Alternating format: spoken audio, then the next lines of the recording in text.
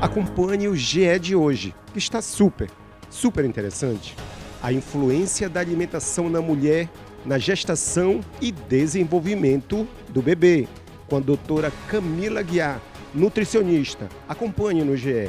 Acompanhe também campanha Novembro Azul, câncer da próstata, com o doutor Luiz Edilson Miranda, da Clínica São Moreno, parceira das PEB Benefícios.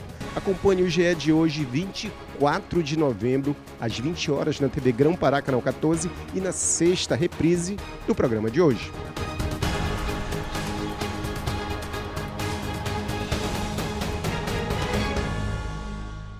Programa Gente Empreendedora com Edmilson Muniz. Um oferecimento Aspeb Benefícios. Aqui sua vida é mais segura.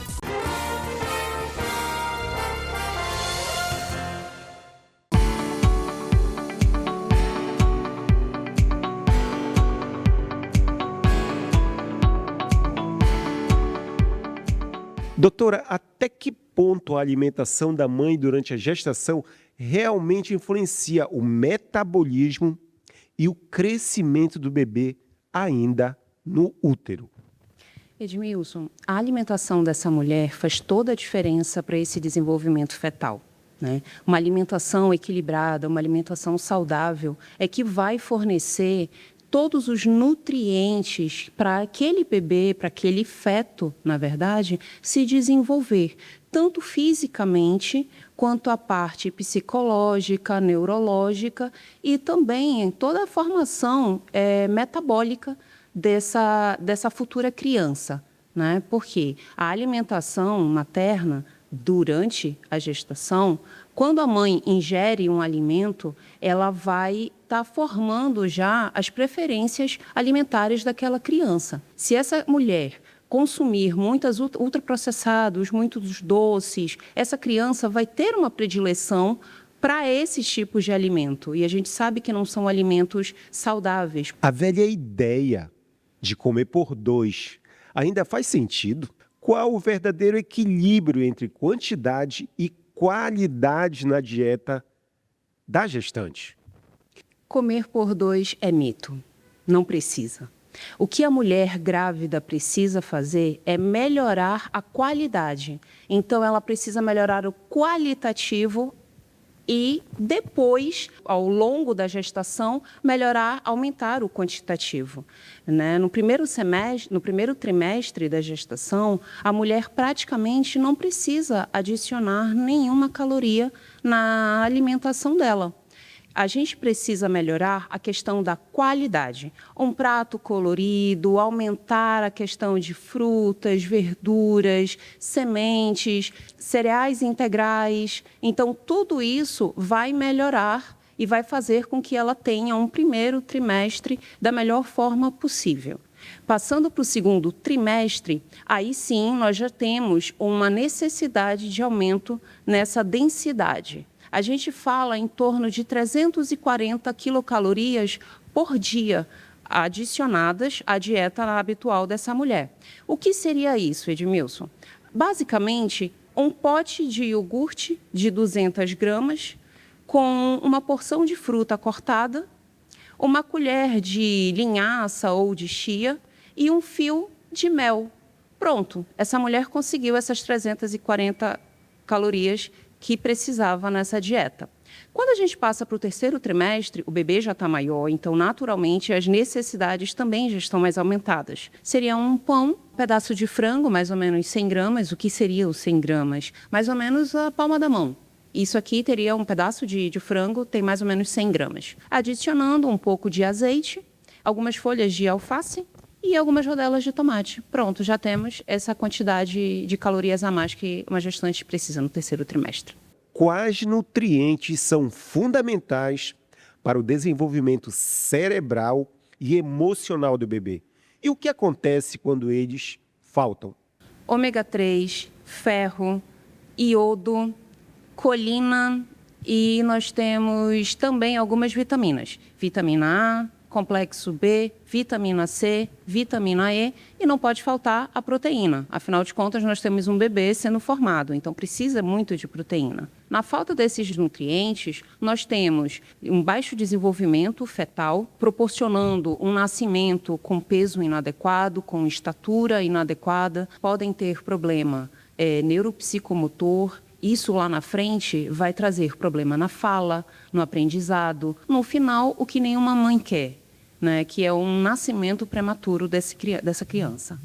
Como garantir uma nutrição adequada, mesmo em contextos mais difíceis? É garantir o básico que funciona.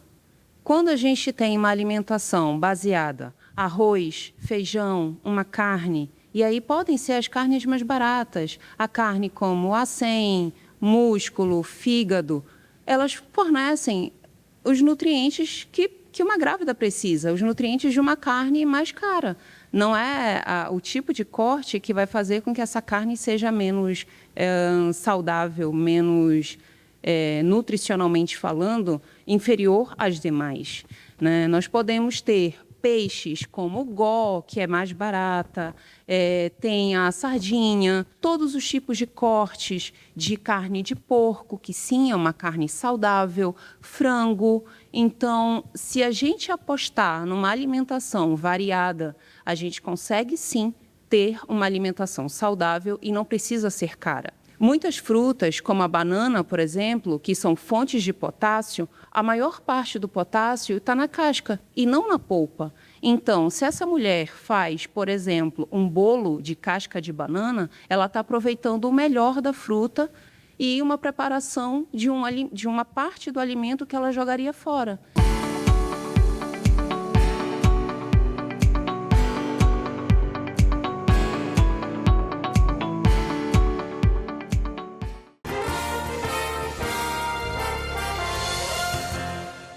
Se sentir seguro é se sentir feliz. A Aspeb oferece planos com seguro de vida, serviço de assistência funeral e uma ampla rede conveniada. Médicos, dentistas, farmácias, supermercados e muito mais. Além de realizar sorteios de prêmios em dinheiro. São mais de 100 mil clientes, atendidos em 8 estados. Com a Aspeb, você tem a tranquilidade que você merece. Venha e traga a sua família para a Aspeb. Descubra como é bom se sentir seguro.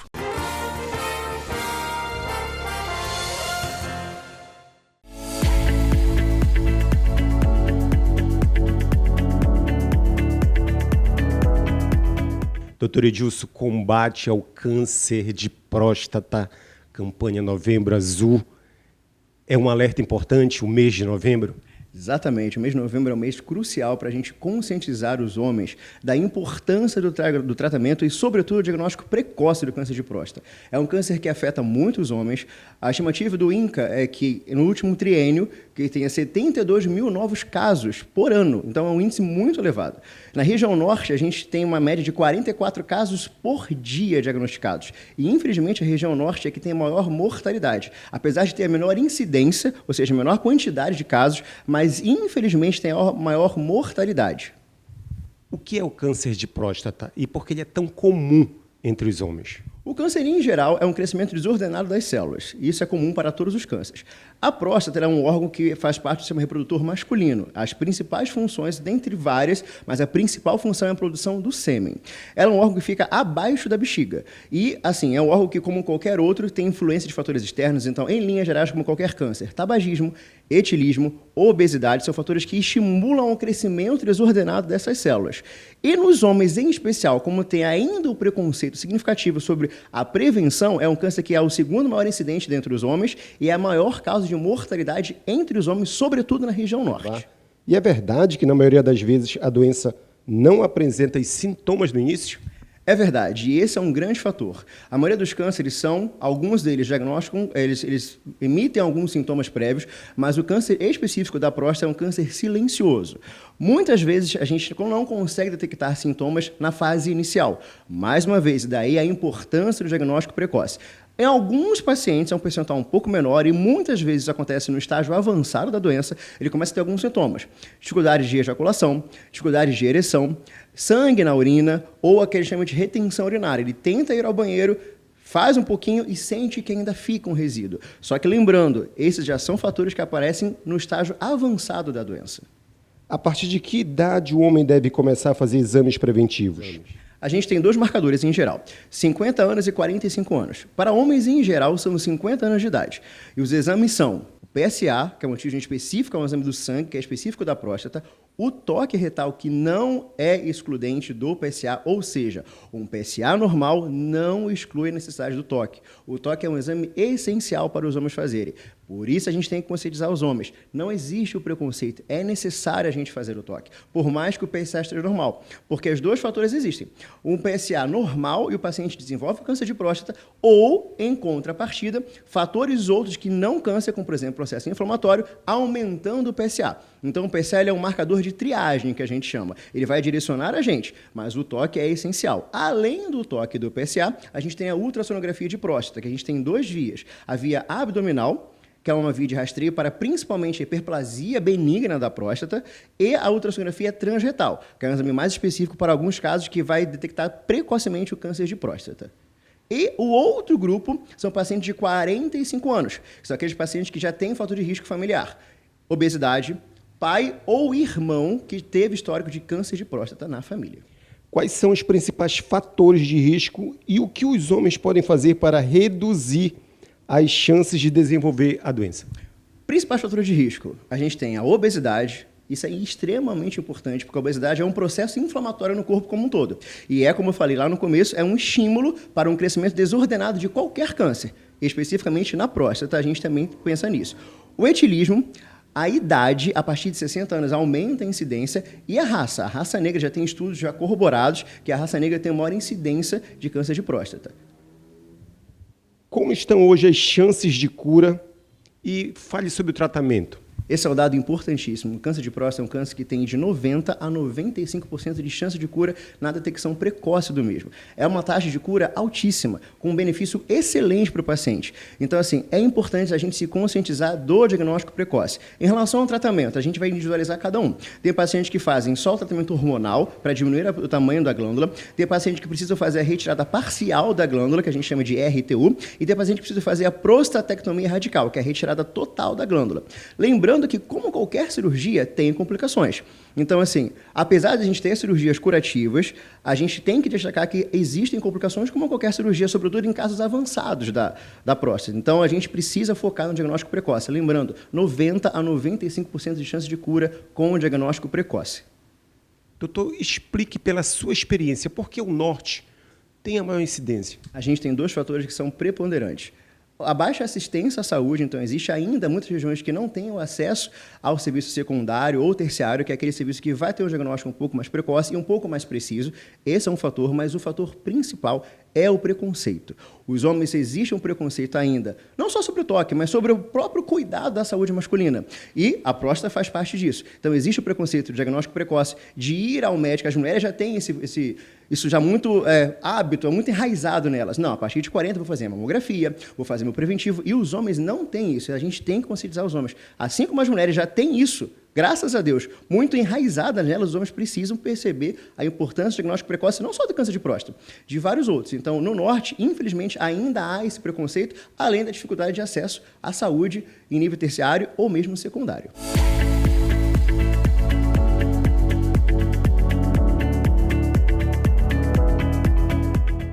Programa Gente Empreendedora com Edmilson Muniz. Um oferecimento Aspeb Benefícios. Aqui sua vida é mais segura.